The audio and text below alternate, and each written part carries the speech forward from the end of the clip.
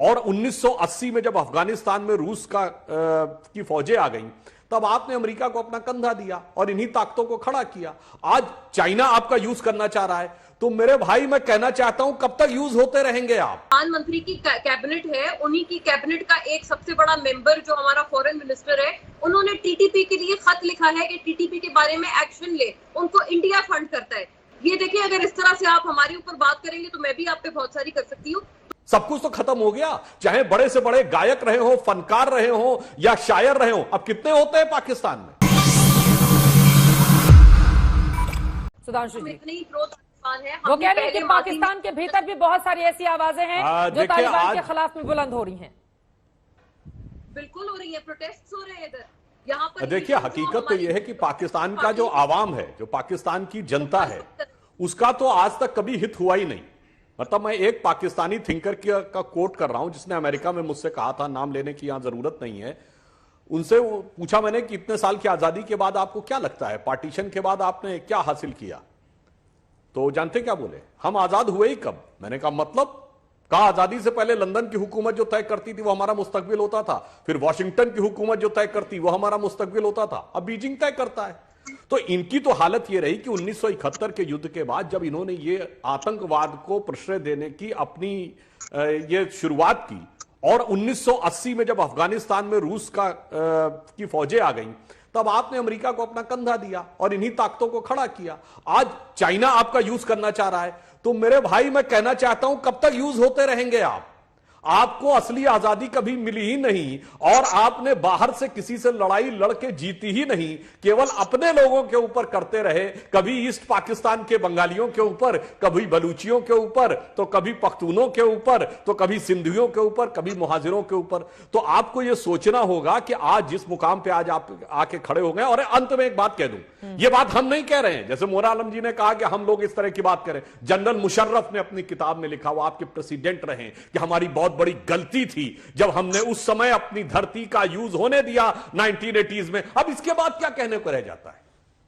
तो मैं सब कुछ तो साफ है मोना आलम। मैंने कुछ और कहा है क्या? मैं यही कह रही हूँ कि पास्ट में इस तरह की चीजें हुई हैं, लेकिन अगर आप उसको आज के साथ जोड़ने की कोशिश करें तो करंट टाइम्स में इनका कोई ताल्लुक नहीं। अरे आपके प्रधानमंत्री बोल रहे हैं, आवाज तो एक मुल्क की आवाज होती है ना, और प्रधानमंत्री बोल रहे हैं इस तरह की भाषा, इतने खुश हो जा रहे हैं लोग।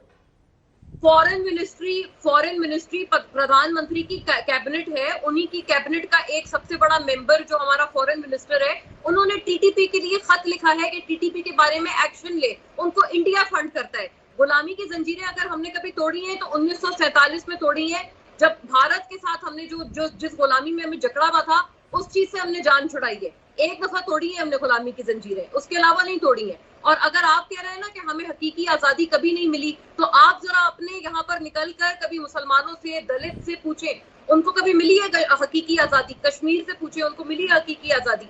ये देखिए, अगर इस तरह से आप हमारे ऊपर बात करेंगे तो मैं भी आप पे बहुत सारी कर सकती हूँ। तो मैं सिर्फ टॉपिक पे स्टिक करना चाहती हूँ। तो जवाब भी सुन लीजिए सुधांशु त्रिवेदी जी, वो आपको कश्मीर याद दिला रही हैं। नई हुकूमत के नए वजीर आजम साहब ने दिल पर पत्थर पे पत्थर रखे, सख्त से सख्त, मुश्किल से मुश्किल फैसले लिए। कभी बिजली के बिलों के सख्त फैसले लिए दिल पे पत्थर रख के, कभी पेट्रोल की कीमतों में बेबहा इजाफे के सख्त मुश्किल फैसले किए दिल पे पत्थर रख के, कभी गैस बिजली की लोड शेडिंग के सख्त फैसले किए दिल पे पत्थर रख के। और इन्हीं सख्त फैसलों ने मुल्क की मईशत को तबाह बर्बाद कर दिया।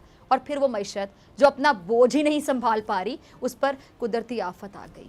तो ये कैसे मुमकिन था कि मुल्क सरवाइव कर पाता? और नतीजतन मुल्क की हालात सबके सामने हैं। और ये सब कुछ इसलिए हो रहा है कि मुल्क में सियासी बहरान है, और इसके होते हुए मुल्क किसी सूरत तरक्की नहीं कर सकता। और देश के भीतर भी बहुत। जवाब सुन लीजिए ना मोना आलम, अब सवाल खड़े कर दिया। जरूर सुनाइए। देखिए, आपने कहा कि आजादी की बात, पहली बात तो आपको मुस्लिमों की बात करनी हो तो मैं फिर आपको सिर्फ यही कोट किए देता हूं कि सिर्फ किसी भारत के व्यक्ति ने नहीं कहा ना, बीजेपी के व्यक्ति ने कहा। मार्क टेली बहुत बड़े पत्रकार हुए बीबीसी के, जो 26 साल हिंदुस्तान में रहे, उन्होंने 22 सितंबर 2019 को द इक्वेटर मैगजीन में लिखा है कि हिंदुस्तान के मुसलमान सबसे लकीएस्ट हैं। They are the luckiest. क्यों?